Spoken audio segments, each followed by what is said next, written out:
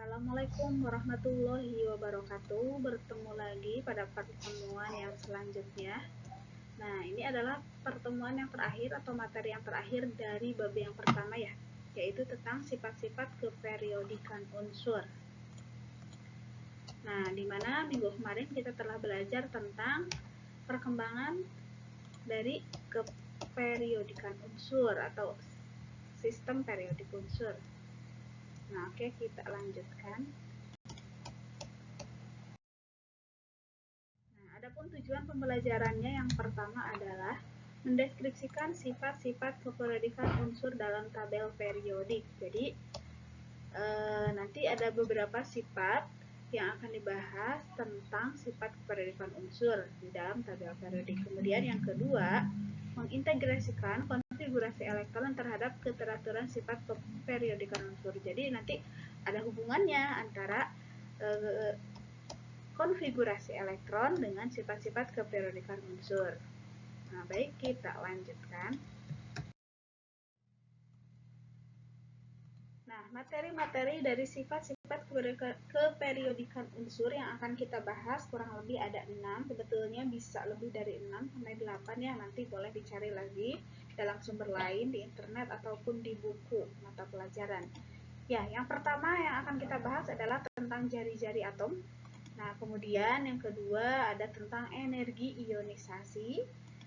Kemudian yang ketiga ada afinitas elektron. Yang keempat di sini ada keelektronegatifan. Ya, jadi nanti dilihat negatifnya, kenegatifannya di mana. Kemudian ada sifat logam. Nah, di mana dalam tabel periodik itu kan ada yang bersifat logam, kemudian ada yang bersifat non logam. Kemudian ada di sini titik didih dengan titik leleh. Nah, jadi ada keteraturannya antara titik didih dengan leleh berdasarkan golongan dan periode. Nah, ada juga yang lain, boleh dicari ya di sumber lain itu tentang kereaktifan. Itu kereaktifan antara golongan 1, 2, 3, 4 sampai 7 ya. Yang pertama yang akan kita bahas adalah tentang jari-jari atom, di mana mungkin kalian sering mendengar kata jari-jari itu dalam matematika atau dalam lingkaran. Dalam lingkaran itu pasti ada yang disebut dengan jari-jari. Nah, dalam lingkaran, jari-jari itu adalah jarak dari titik tengah ke yang paling pinggir. Kalau dalam sepeda ada yang disebut dengan jari-jari sepeda ya. Itu dari tengah ke pinggir ban. Nah, dalam atom juga ada yang disebut dengan jari-jari atom. Nah, hampir sama. Jadi jari-jari atom itu adalah jarak antara inti atom sampai kulit terluar, di mana kulit terluar itu adalah tempat elektron valensi. Nah, jari-jari atom ini dalam satu golongan dari atas ke bawah akan semakin besar. Kemudian kalau dalam satu periode dari kiri ke kanan, jari-jari atomnya akan semakin kecil. Nah, kita lihat gambarnya, contohnya kurang lebih seperti ini. Ini adalah jari-jari atom. Nah, jari-jari atom itu dari inti atom ke kulit terluar. Ini disebut dengan jari-jari atom. Nah, kemudian kita lihat dari pernyataan yang pertama itu dalam satu golongan dari atas ke bawah, jari-jari atom itu akan semakin besar. Kenapa semakin besar? Karena ketika dalam periode yang berbeda, maka kulitnya juga akan bertambah. Nah, kita lihat contoh gambarnya di sini kurang lebih. Di sini ada natrium, kemudian ada kalium, ada rubidium, ada cesium, di mana dari natrium ke kalium itu adalah satu golongan. Berarti dari atas ke bawah ya. Nah, satu golongan natrium dia hanya memiliki 3 kulit untuk natrium. Kita asumsikan bahwa konfigurasinya menggunakan teknik Bohr yaitu 281. Nah, jadi hanya ada 3 kulit. Otomatis dibandingkan dengan yang kalium yang mempunyai 4 kulit, jari-jari atomnya akan semakin besar karena kulitnya bertambah. Semakin ke bawah dalam satu golongan itu, jari-jari atomnya akan terus bertambah. Nah, kalau yang kalium ini kulitnya ada 4, kemudian yang rubidium ada 5 kulit, dan yang cesium itu ada 6 kulit. Nah, sambil bertambahnya nomor atom atau karena bertambahnya nomor kulit kalau di sini ya. Nah, kemudian untuk yang kedua, dalam satu periode dari kiri ke kanan, jari-jari atom itu akan semakin kecil. Nah, kenapa? Padahal nomor atomnya bertambah, elektronnya pasti bertambah, tetapi jari-jarinya akan semakin kecil.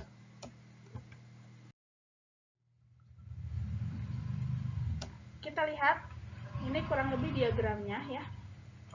Jari-jari atom dalam satu golongan dari atas ke bawah semakin besar. Kita lihat ada helium, ya ada hidrogen, ada litium, natrium, kalium, rubidium, dan cesium. Nah, jadi dari atas ke bawah semakin besar karena bertambahnya kulit. Nah, tetapi kalau dalam satu periode dari kiri ke kanan, kalau di sini kita bisa lihat, ini khusus golongan A ya, khusus golongan A. Nah, litium, berilium, boron, karbon, nitrogen dengan oksigen di sini semakin ke kanannya semakin kecil dikarenakan kulitnya tetap, kulitnya ada dua, tetapi elektronnya di kulit terluarnya semakin banyak. Otomatis ketika kulitnya semakin banyak, jadi jaraknya akan semakin dekat dengan inti karena tertarik ke inti si kulitnya itu, karena semakin banyak elektron. Kita bayangkan saja kalau di golongan 1 di kulit terakhirnya itu hanya ada 1, tetapi kalau di golongan 2 elektron terakhirnya itu ada 2 sampai golongan ke 8. Nah, jadi kalau contohnya di sini F di golongan ke 7 berarti di kulit terakhirnya ada 7 elektron, otomatis itu akan semakin tertarik ke inti yang mengakibatkan jari-jari atomnya akan semakin kecil dibandingkan dengan yang mempunyai kulit lebih banyak. Nah, ini elektronnya bertambah lebih banyak tetapi kulitnya tetap, otomatis jari-jari atomnya semakin kecil. Berdasarkan diagram yang ini, dari atas ke bawah atau dalam satu golongan akan semakin besar, tetapi dari kiri ke kanan atau dalam satu periode akan semakin kecil. Nah, itu mengerti ya untuk jari-jari atom. Jadi tinggal dilihat saja. Kalau dalam satu golongan, kira-kira kalau di bawah berarti lebih besar dibandingkan dengan yang di atas.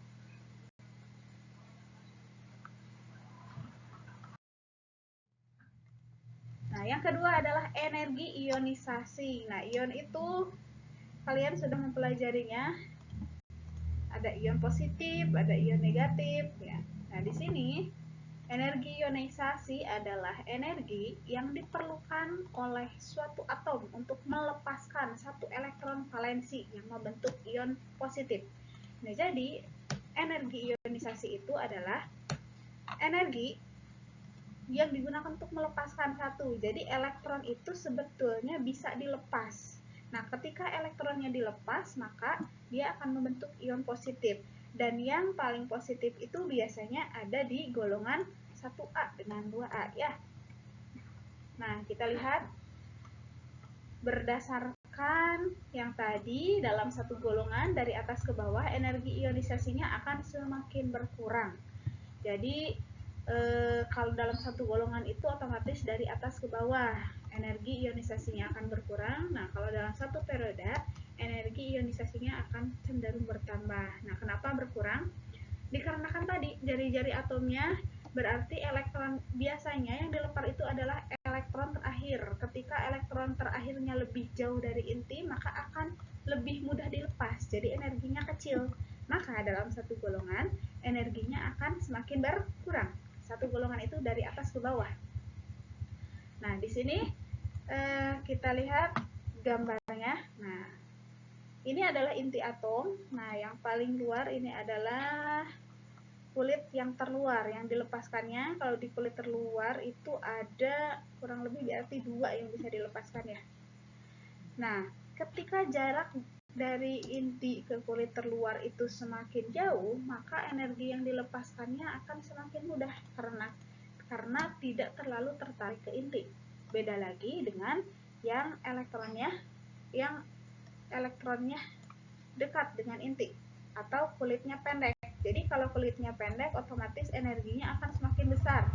Kalau kulitnya semakin banyak, otomatis jari-jari atomnya semakin panjang dan energi yang diperlukannya akan semakin mudah. Contohnya ginilah, ketika kalian punya teman di kelas yang sudah sangat dekat sekali, akan sulit untuk dilepaskan. Tetapi kalau temannya yang jauh, itu akan lebih mudah melepaskannya dibandingkan dengan yang dekat, ya. Ini diagramnya, diagram untuk harga energi ionisasi. Kita lihat. Nah, energinya turun dikarenakan jarak dari inti itu semakin jauh, maka harga energi ionisasi dalam satu golongan itu akan semakin berkurang. Nah, ini contohnya 1A, ini 2A, kemudian kita lihat berarti antara natrium dengan kalium energi ionisasinya lebih besar natrium ya, karena dari atas ke bawah itu semakin kecil. Nah, sebaliknya dari kiri ke kanan energinya akan semakin naik, otomatis yang paling tinggi adalah yang sebelah sini. Yang sebelah kanan di atas ya.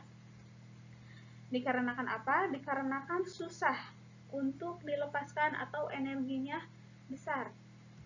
Karena semakin tertarik ke inti tadi, semakin dekat ke inti maka akan sulit dilepaskan. Ya, ini untuk energi ionisasi.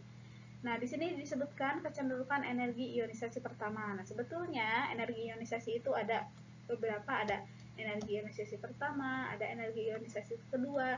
Jadi tergantung yang dilepaskannya. Dilepaskannya 1 elektron atau 2 elektron. Contohnya, kalau natrium itu hanya 1 yang dilepaskannya. Tetapi kalau magnesium dia bisa melepaskan 1, bisa melepaskan ada energi ionisasi kedua. Ya, itu karena dia masuknya ke golongan 2. Yang ketiga, ada yang disebut dengan afinitas elektron. Kurang lebih ini adalah kebalikan dari energi ionisasi yang tadi. Nah, kita lihat pernyataannya. Afinitas elektron adalah energi yang dibebaskan oleh suatu atom dalam wujud gas. Ingat ya, dalam wujud gas untuk menangkap elektron. Kalau yang tadi energi ionisasi untuk melepas, tetapi untuk afinitas elektron ini untuk menangkap elektron dari luar. Jadi nanti dalam bab selanjutnya kita akan membahas tentang ada elektron yang dilepas, ada elektron yang diterima atau ditangkap ya. Ini menggunakan afinitas elektron. Nah, kalau dia menangkap berarti membentuk ion negatif atau elektronnya bertambah ya. Nah, berbeda dengan energi ionisasi, afinitas elektron sebetulnya dapat berharga positif atau negatif.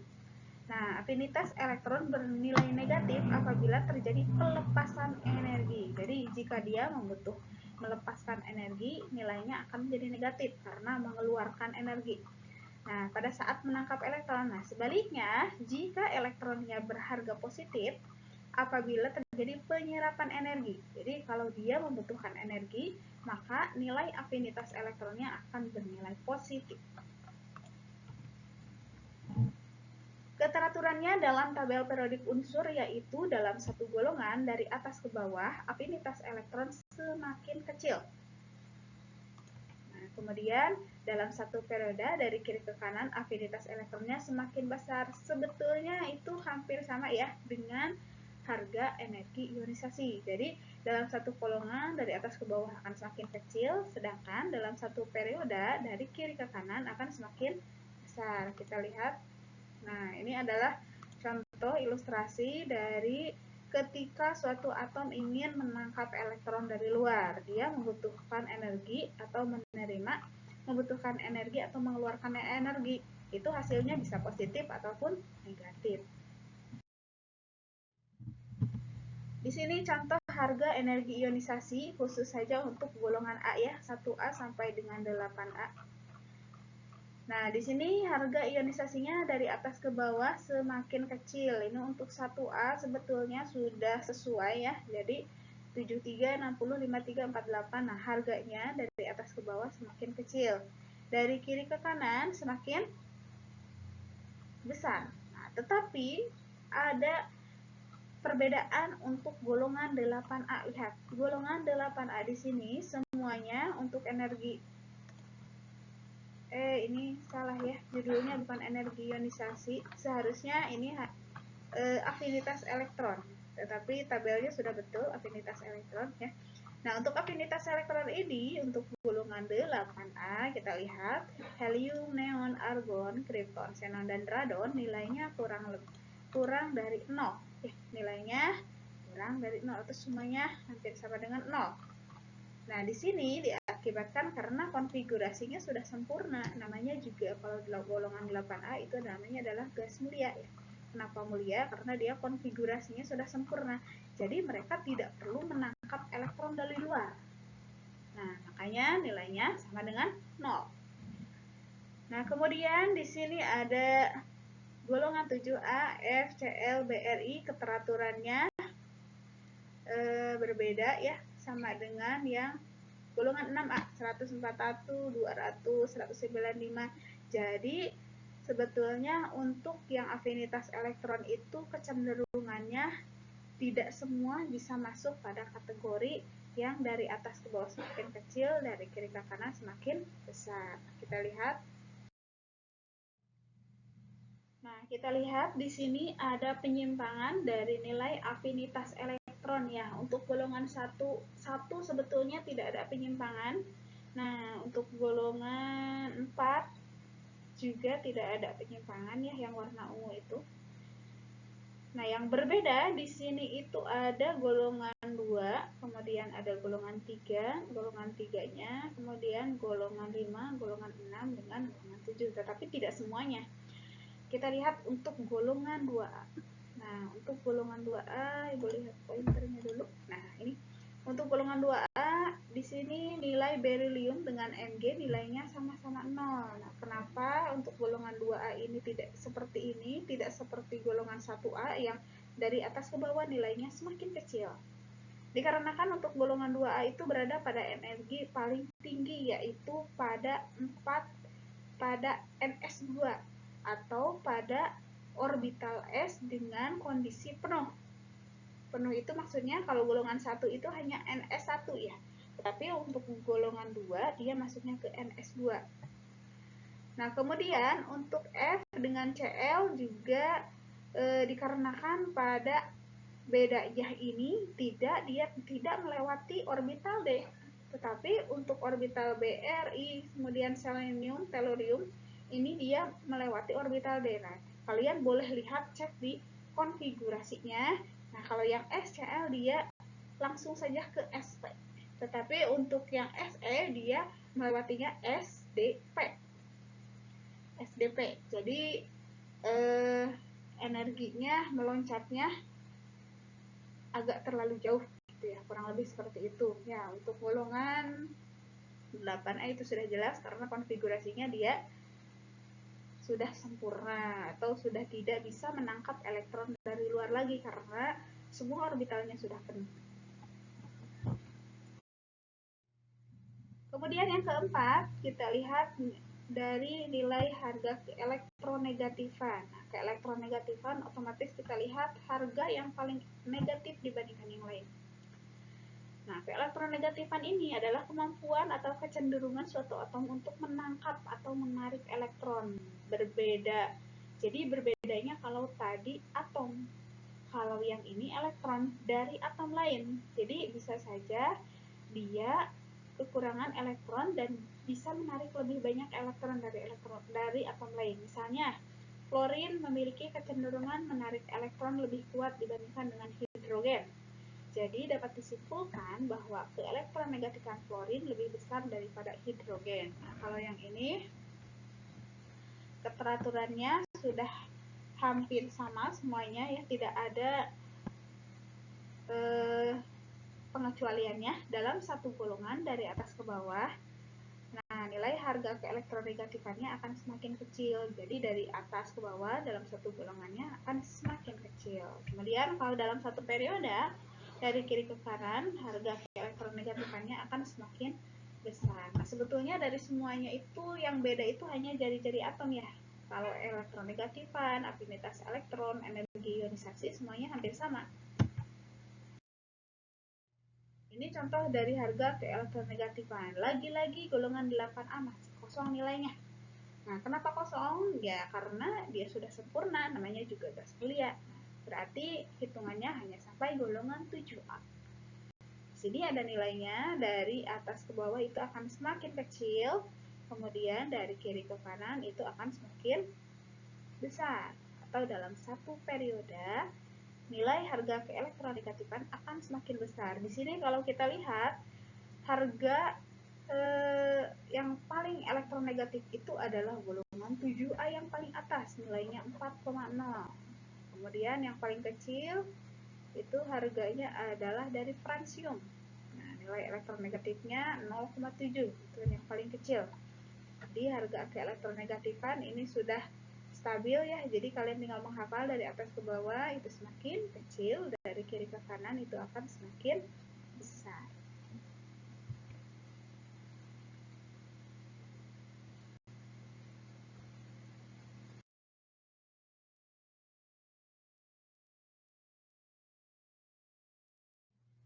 Dilanjut dari sifat yang kelima, yaitu adalah sifat logam. Nah, logam itu dalam tabel periodik dibagi ada beberapa ya. Jadi logam itu ada logam alkali, ada alkali tanah, kemudian ada logam transisi, kemudian ada metaloid, dan yang terakhir di sebelah kanan itu ada disebut dengan non logam. Nah, di sini semi logam, metaloid, kelogaman unsur terkait dengan energi ionisasi dan afinitas elektron. Unsur logam mempunyai energi ionisasi kecil sehingga mudah melepaskan elektron membentuk ion positif. Jadi yang paling logam itu sebetulnya yang ada di sebelah kiri, yaitu logam alkali dengan alkali tanah. Kalian boleh cek di YouTube kalau tidak percaya mengenai kelogaman. Jadi logam itu lebih mudah melepaskan energinya. Jadi kalau direaksikan dengan air dia bisa meledak. Coba cari di dalam YouTube reaksi antara logam dengan air. Mungkin kalian akan, kalau di sekolah tidak mungkin kita praktekkan unsur logam seperti itu. Tapi kalau kalian lihat di YouTube itu bisa melihat kedahsyatan dari unsur logam alkali atau alkali tanah bereaksi dengan air. Nah, di sini unsur non logam mempunyai afinitas elektron besar sehingga mudah menarik elektron. Non logam biasanya berada di sebelah kanan kalau dalam tabel periodik. Nah, kecenderungannya dalam satu golongan sifat logam bertambah dari atas ke bawah. Jadi sifatnya dari atas ke bawah dalam satu golongan semakin bertambah, sedangkan dari satu periode berkurang dari kiri ke kanan. Ya, jelas ya, karena yang logam yang paling reaktif itu ada di sebelah kiri. Nah, oke, kita lihat contohnya. Ini contohnya dalam tabel periodik itu ada yang disebut dengan sifat logam, kemudian ada yang disebut dengan sifat non logam, kemudian ada yang disebut dengan metaloid atau semi logamnya. Nah, yang warna ungu ini disebut logam. Nah, ini logam di sebelah kiri, kemudian di sebelah kanan ada non logam yang warna pink. Kemudian antara logam dan non logam itu ada yang disebut dengan metaloid atau semi logam. Di mana logam ini terbagi ke dalam beberapa jenis, yaitu yang pertama ada logam alkali, kemudian ada logam alkali tanah, kemudian ada logam transisi. Ya, logam transisi itu semua golongan B termasuk ke dalam logam transisi. Oke, kita lanjutkan. Nah, yang terakhir ini adalah titik didih dan titik leleh. Nah, titik didih itu kalau kalian melihat air yang mendidih, mendidih itu artinya airnya berubah dari cair ke gas. Itu namanya titik didih. Kalau titik leleh berarti perubahannya dari padat ke cair, itu titik leleh. Nah, dalam satu periode titik cair dan titik didih naik dari kiri ke kanan sampai golongan 4A. Nah, ini jadi tidak semuanya ya, tidak semuanya sampai 8A. Cuman kalau dalam satu periode titik cair atau titik didih naik dari kiri ke kanan sampai golongan 4A. Nah, kemudian turun drastis dan titik cair dan titik didih terendah dimiliki oleh unsur 8A ya. Nah, itu untuk dalam satu periode. Nah, dalam satu golongan ternyata dua jenis. Jadi kecenderungannya yang pertama yaitu unsur-unsur golongan 1A sampai 4A, titik cair dan titik didih makin rendah. Itu kalau dalam satu golongan. Jadi untuk 1A sampai 4A ya, titik cairnya makin rendah dari atas ke bawah. Nah, kalau untuk 5A sampai 8A, titik cairnya atau titik didihnya makin tinggi dari atas ke bawah. Jadi berbeda. Tidak sama dari 1 sampai 8A tidak. Jadi ada perbedaannya di tengah itu kenapa? Mungkin karena di sana terdapat metaloid atau yang disebut dengan semilogam ya.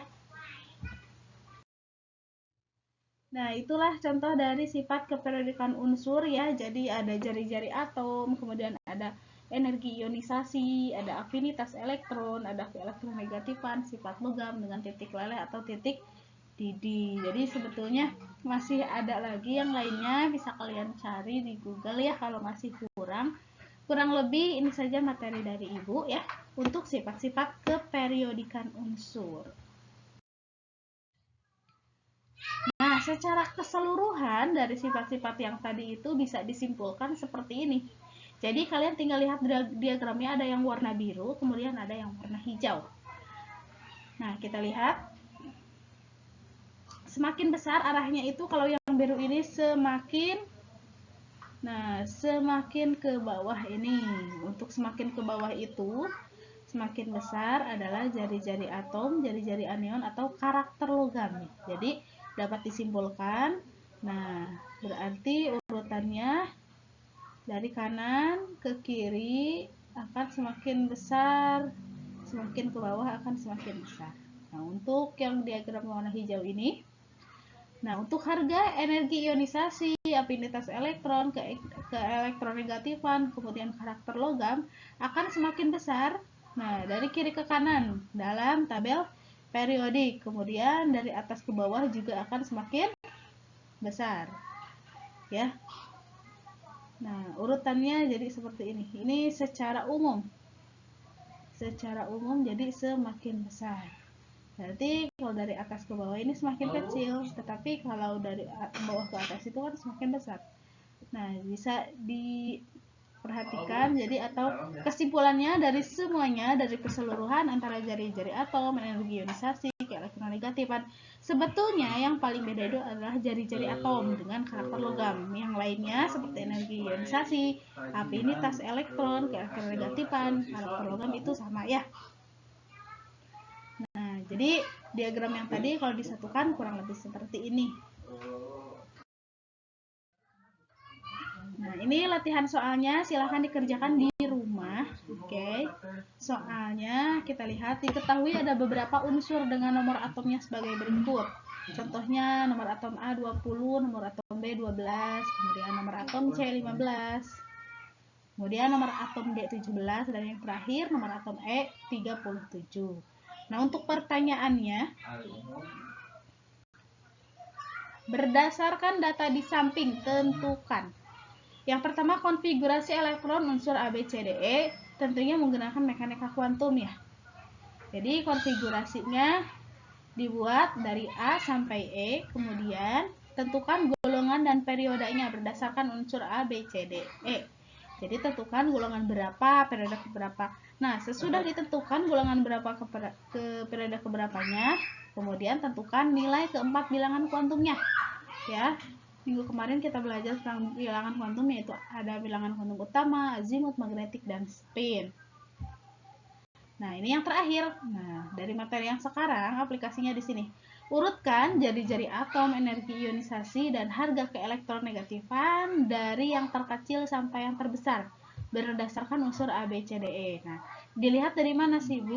Nilainya dilihat berdasarkan golongan. Nanti kan ada golongan 1, golongan 2, golongan 3 ya. Kemudian diurutkan mana nih yang paling besar dari golongan, dari kiri ke kanan, dari atas ke bawah. Tinggal dilihat kalau kalian membuat bagan tabel periodiknya. Mungkin hanya itu saja untuk soalnya. Jadi ini aplikasi dari materi pertama, konfigurasi elektron, struktur atom, sampai yang terakhir ya.